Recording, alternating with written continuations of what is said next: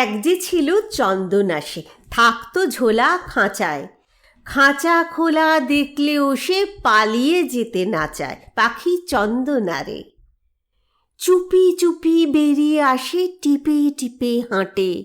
আলনাটাকে দাঁড় ভাবে সে, জামার বোতাম কাটে, পাখি চন্দনারে।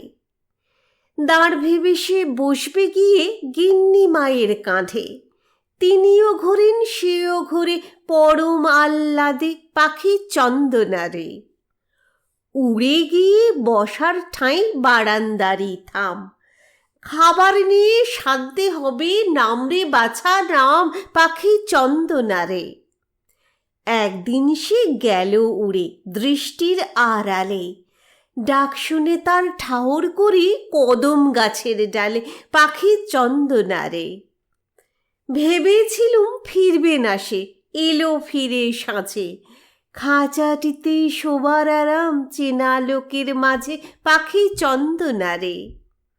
ভোরে উঠেই যায় সে উড়ে, লাফায় গাছে গাছে। আঁধার হলে আসে ফিরে, ধীরে খাঁচার কাছে, পাখি চন্দনারে।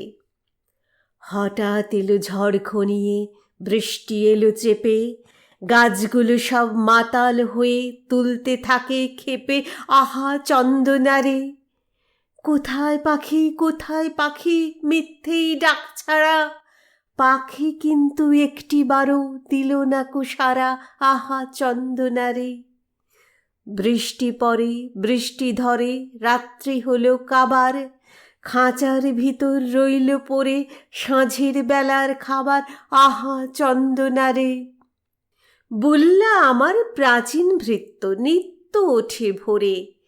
তার মশারির চারিধারে কে যেন আজ করে, আরে চন্দনারে। বুল্লা ধরে চন্দনাকে আদর করে খাওয়ায়।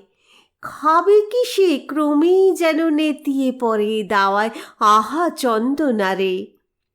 গিন্নি মায়ের পরশ পেয়ে নয়ন দুটি খোলে।